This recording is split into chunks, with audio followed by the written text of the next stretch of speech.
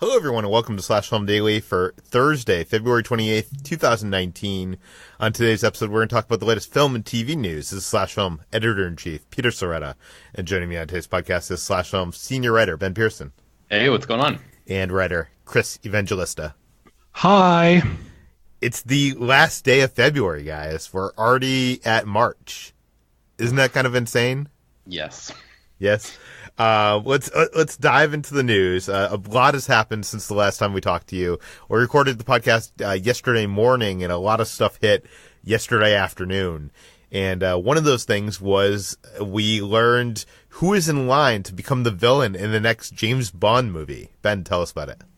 Yes, so according to Collider, Rami Malek, who just won an Oscar this past weekend for playing Freddie Mercury in Bohemian Rhapsody, is going to be your new Bond villain in the still untitled Bond 25. So Daniel Craig is returning to play James Bond one more time, and now this new report says that Rami Malek is going to be the official villain. I guess there were some scheduling questions about whether or not he could film the next season of Mr. Robot and this movie, but those scheduling issues have been resolved, and it looks like it's going to be Craig v. Malek in Bond 25. So will he be wearing the extra set of teeth for this one? God, I hope so. Chris, do you have any thoughts on Rami Malek being a Bond villain? You know, I think Rami Malek is a good actor, and I was really into him as an actor before this Bohemian Rhapsody thing, and then ever since then I've just been like, ugh, I don't want to see him for like a few years, so I've soured on him. But there is something super weird about him. Like, there's something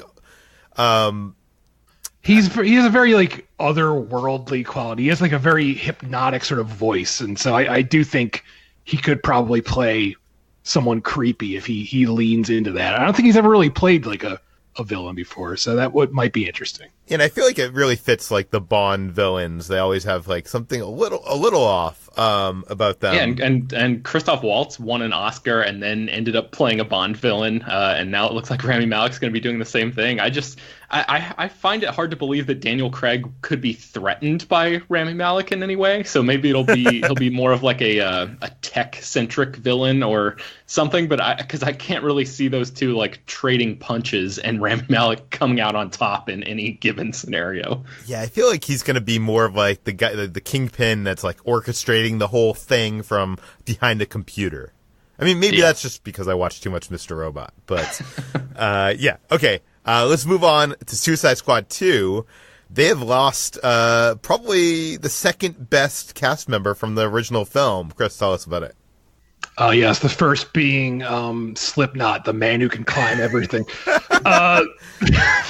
No, I was saying Margot Robbie, but oh, all right, I see now. So Will Smith, who played Deadshot in Suicide Squad, is officially out of the sequel, which is kind of interesting because they never really said he was officially in to begin with. But if there was any doubt about it, now it's all cleared up. He is not going to be in Suicide Squad from director James Gunn. The reasoning is chalked up to scheduling difficulties, so I'm not really sure what that is. I mean, he's shooting Bad Boys 3 right now, and Suicide Squad starts shooting in the fall, but I can't imagine there's going to be much overlap there, but maybe like prep time or whatever. Maybe he just doesn't have enough time to get ready for the complicated role of Deadshot. So he's out, and now we don't know what's going to happen. We don't know if they're going to recast Deadshot, if they're just going to cut Deadshot entirely from the film. But whatever happens, Will Smith will not be in Suicide Squad 2.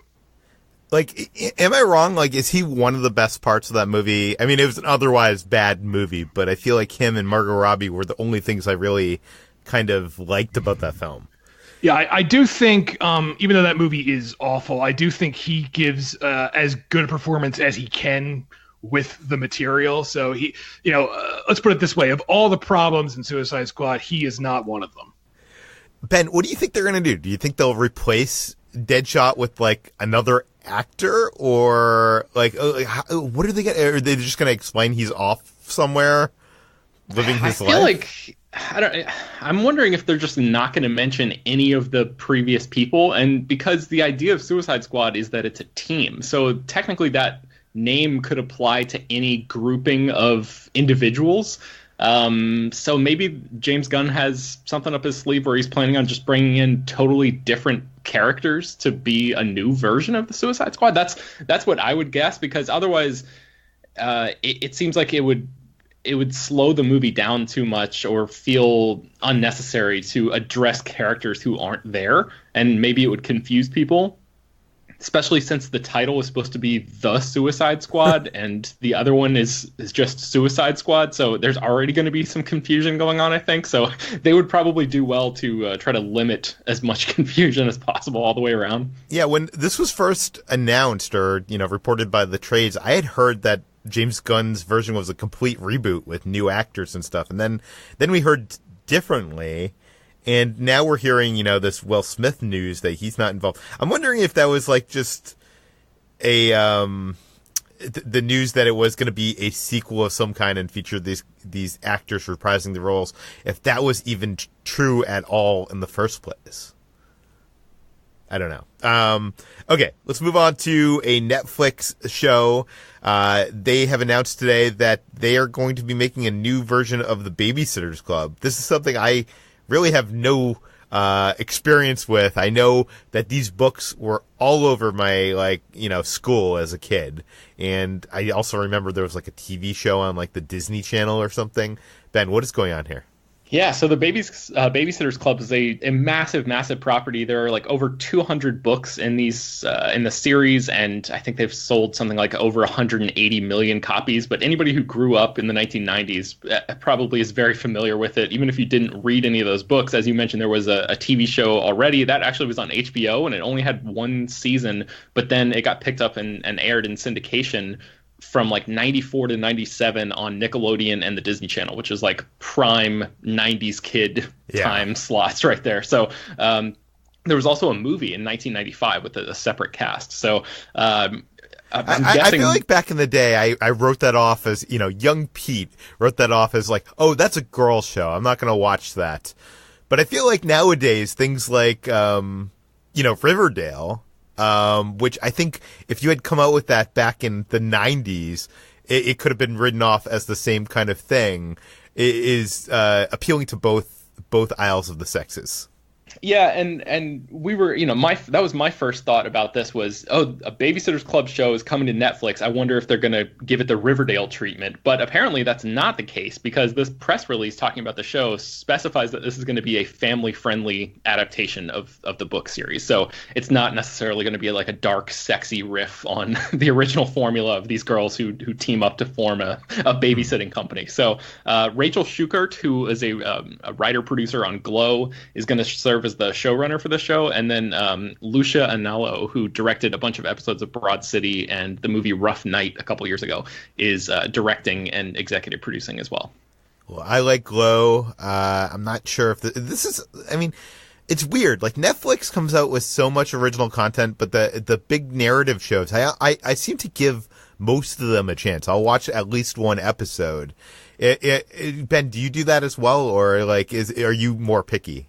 I'm way more picky, but I'm inspired by your optimism, Peter. I'm always I always appreciate the optimistic outlook. So maybe we can apply that to this as well. I didn't mention this on the water cooler, but Netflix this week came out with this like dating around reality series or dating something reality series. And that was like their big new release of last week, and I tried watching the first episode of that, and I got like 10 minutes in before I was like, this is just bad. Okay. Let's and Chris, I'm assuming that you have no interest in Babysitters Club. Yeah, probably not. But something you do have interest in is a movie about the Viewmaster toy that we had as kids, right? Oh yes. Who wouldn't be interested in this? MGM and Mattel are teaming up to make a Viewmaster movie. Viewmaster is, of course, the toy that is a pair of big red plastic goggles, and you put a photo disc in the goggles, and you spin the disc, and you can look at 3D images. And by the way, as a kid, for me, this was super cool because when you look at these images, like it looked like it was in 3D, and they're like the light goes through the back of the film and like kind of brightens it up, and it's very vivid, and you see the 3 dimensions. I guess it's probably what kids are experiencing today with VR. But in my childhood, it was pretty cool. But a movie? Yeah, I don't know. There's no details on what the movie is about. The official release doesn't even mention plot. It just talks about how everyone loves Viewmaster, and this is going to be great. And they don't say what the story is going to be. And weirdly enough, this is not the first time someone has tried to make a Viewmaster movie. Back in 2009, DreamWorks was trying to make a Viewmaster movie, and they had Alex Kurtzman and Roberto Orci, or however I say his name, trying to write the script back when they were the hot screenwriting team at the time. And obviously, as we all know, that did not happen. So yeah, someone in Hollywood really wants a Viewmaster movie. Well, that was also a time right after Avatar that 3D had exploded in the multiplex. So I think people were, Viewmaster. When you think of 3D, a lot of us that grew up in the 80s or 70s, I think of the Viewmaster, and like maybe there was something to that. Maybe there was like a movie that the people use the Viewmaster to enter some kind of world, and then all of a sudden you got to put on your like Viewmaster style 3D glasses. Maybe it's partially 2D and partially 3D. I don't know. I'm assuming that's what they were going for then. And I think that was also after the success of Transformers. But nowadays, with the Lego movie being such a success, I feel like, they're making Play-Doh movies and Funko Pop movies. They're making movies of anything. Like, the success... Lord and Miller, I love them, but I feel like they've kind of given Hollywood a lot of bad ideas here. Ben, do you think a Viewfinder movie could even work? I mean, it's so for something like Lego, there's like a story that's inherently baked into it, right? Like you form different types of locations or characters or lands or environments with the toy. But the Viewmaster, you put it up to your eyes and you're transported into another 3D world. I guess. So what is it? Somebody gets sucked into a viewfinder? Like a kid is searching through an antique shop and picks one up off the shelf and gets sucked into it, and then it's just Jumanji again? Like what? He buys it at that antique shop from Back to the Future 2. That where you can buy all the 80s memorabilia. I mean, I guess that's what it is. And Chris, is there any screenwriter attached to this? No, there's no one. There's I don't think they even have a plot. I literally just think they were like, well, Viewmaster, let's do that. That's something we can do, and now they're going to do it. Okay. So this is a long ways out. I'm sure we'll hear more eventually. They're probably taking meetings right now with screenwriters, trying to hear their pitches for a Viewmaster film. I'm not going to completely write it off as much as Chris is. Although you did put in your headline that it'll probably win a Best Picture someday. I think that was a joke, though, right? Oh, I was 100% serious. It's going to win. No. I mean, if Green Book,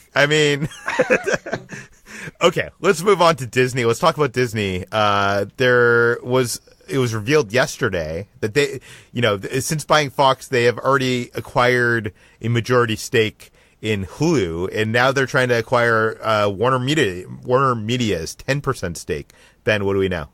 Yeah, so right now, technically, Disney owns 30% of Hulu, and Fox owns 30%. As soon as the Disney-Fox deal officially goes through, which technically hasn't happened yet, but is apparently only days away from actually, being fully finalized, Disney is going to own 60% of Hulu. Warner Media owns 10% right now, and Disney is currently in active discussions to acquire that 10% stake. So basically what this means is Disney is going to be using Hulu as a home for programming that is aimed at adults. We know that Disney Plus is coming up later this year.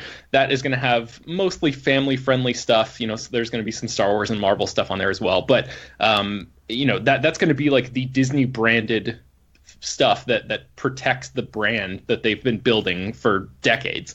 Hulu, on the other hand, will be a place where they can put some stuff that may be a little bit more quote unquote edgy, and that will allow them to sort of spread their digital wings further across the internet and build more subscribers and increase their business all across the world. But I think we already kind of assumed that and knew that. So like, what does them owning 10% more of Hulu mean?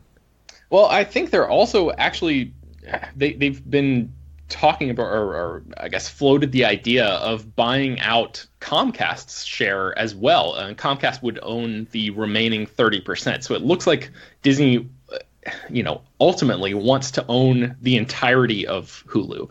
I'm guessing that since Warner Brothers or Warner Media is about to launch their new streaming service, and they only own 10% of Hulu right now, I'm guessing they would rather just cut ties with Hulu because they know that Disney is going to be a majority owner anyway, and devote their energy to their own streaming service and not really, have two fingers in two different pies. Why does Disney want all of Hulu? I don't know. And maybe it's just something as simple as like they, by owning the entire company, they won't have to pass decisions through board members or a board that might have members that have differing visions or something like that. Yeah. None of that information is actually available publicly. So we're just forced to speculate about what Disney ultimately wants to do with them. But, like we said, they've got Disney Plus coming, and we know that what they want to do with Hulu. And we know that Bob Iger, who's the CEO of Disney, wants to make Hulu a bigger player on the global stage. So they certainly care a lot about Hulu. And I guess it's just going to mean, I guess he's going to have to put his money where his mouth is and show how much he actually cares about it, buying out these people, with the stakes that they currently own. And I think it is very beneficial to them because Hulu has a ton of subscribers, and like Warner, they're going to have to start from scratch with their new streaming service. So maybe there's even a way for Disney to leverage those subscribers to do like some kind of package deal to get those subscribers over to their new Disney Plus service. Is what I'm. Yeah, that's possible. They could definitely, yeah, exactly. They could theoretically offer some sort of deal where, like, if you pay this price every month, you get access to Hulu and Disney Plus, and just leave Warner Brothers in the dust trying to build their own streaming service from the ground up. So that seems very plausible to me. I think that's probably one of the motivations because, if someone's subscribing to one streaming service, obviously, they are people that are interested in watching and binging stuff on streaming services. So being able to leverage that into their new streaming service makes sense. And also, they're going to need a home for all this like adult or more adult orientated content from, the Fox library, and Hulu seems like the perfect place to put it. Okay. Let's, speaking of Disney and their streaming services, let's talk about something they announced yesterday. And they're going to have a TV series on Disney Plus that focuses on the Disney villains. Ben, what do we know? Yeah, it's called Book of Enchantment, and it is an original series coming to Disney Plus. I think it's going to be live action. I don't think they technically specified that in the report, but it seems very, very likely that it's going to be a live action show. This is a new drama that's based on author Serena Valentino's book series, which in the past has focused on characters like the Evil Queen from Snow White, the Beast from Beauty and the Beast, Ursula from Little Mermaid, Maleficent from Sleeping Beauty, and Mother Gothel from Tangled. So the show apparently has been in the works for months, and somebody named Michael Seitzman is leading the charge. He's going to be the writer, producer on this series. He, for those of you who may not recognize his name, is also spearheading the John Grisham universe over at Hulu. So he's working on shows like The Rainmaker and Rogue Lawyer. But yeah, we've got a Disney villains show in the works. And Peter, I know you as a big Disney fan could probably speak to like the popularity of these characters overall. Oh, they're hugely popular. If you go to the Disney parks, like, you know, Disney, there's tons of fans of just the Disney villains. I just wonder, and you know, obviously Disney has tried to use that for their benefit in movies. You know, they've had movies about some of the Disney villains, like Maleficent. But don't they have like those movies called like The Descendants or something, where it's like, I was gonna say, like, isn't that just that? Yeah, that's a Disney Channel movie. I've never actually seen any of those. I'm assuming that this is going to be of the same quality of that. Well, it's technically the Descendants are about the kids of the villains, and this show is apparently going to be about the villains themselves. But yeah, it very much seems like basically the same concept. Yeah. That makes sense. Yeah, and also like Disney has done something like this a little similar with Once Upon a Time, which is on ABC, which is a Disney-owned network, and that's another show that sort of takes live action fairy tale characters and puts them into a new context. So this is very familiar territory for them, and I feel like it's just another way for them to like boost the merchandising of these villain characters. Yeah, I think we've only seen the tip of the iceberg of all this content that Disney Plus is going to launch. Like, I feel like they're trying to utilize every arm of that company. You know, they're tapping into Star Wars and Lucasfilm. Maybe they'll have like something Indiana Jones. I don't know. They're tapping into Marvel. They're tapping into, you know, the Disney fairy tales. It makes me wonder, you know, like, are we going to get anything from Pixar involved here? I mean, obviously we are, because we know that the service is going to be split into like these mini lands, and there's going to be like a Pixar land and stuff like that. But I have a feeling that what we've learned so far is just like the beginning. I think we're going to get a lot more. But okay, let's talk about Walking Dead. You know, before we started recording, I said if we got to this point and we had gone over 30 minutes, we wouldn't talk about the story, and Chris was kind of excited about that. But I'm sorry, Chris. We need to talk about the Walking Dead story. All right, that's fine. So The Walking Dead, everyone knows about that show. Everyone is aware of it, and even though it's still a big hit for AMC, the ratings have gone considerably downhill. For instance, new episodes premiered this month. It was like the mid-season premiere, and the mid-season premiere this year had its audience was down 44% compared to the mid-season premiere last year. So that's a huge drop off. It's almost half the audience gone. And, you know, so despite all this, AMC does not want to give up on The Walking Dead or anything Walking Dead related, probably because it's like they're the only show they have right now that everyone knows about. They don't have stuff like they used to, where, you know, with Breaking Bad and Mad Men, where, you know, those were shows people were aware of. The Walking Dead franchise is pretty much the only thing that's universally known. So they already have one Walking Dead spinoff. It's called Fear the Walking Dead. And even though no one talks about that, I can't remember the last time I heard anyone talking about that show. I have heard from people that do watch that show that it is a lot better than the original series. You know, if they say so, but I'll say this much. You know, when I look on Twitter, I see people still talking about The Walking Dead. I don't really ever see anyone talking about Fear the Walking Dead. But despite that, AMC is now working on yet another spinoff. We don't really know what it's going to be about. We just know that they're like in active development is the quote AMC said right now. They have people in place. They have a good feeling about the show. They have the creative team involved already. We don't know who they are, but they're involved. So they're slowly putting yet another spinoff together. Like, how can you make this different than, you know, The Walking Dead shows the post-zombie apocalypse. The Fear of the Walking Dead kind of shows it as it happened, you know, while it was starting to break out. What else can you do? Just show other factions in this universe?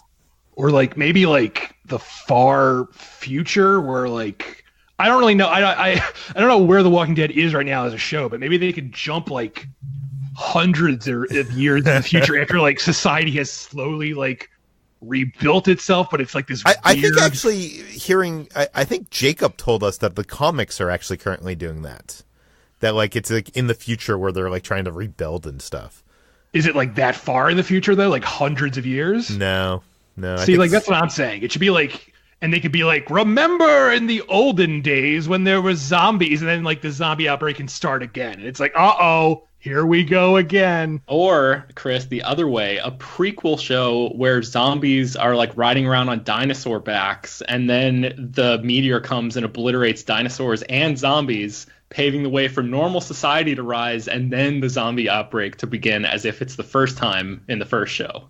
Oh, I like that. Or like it's the Revolutionary War and the zombies join up with George Washington's army to fight the redcoats.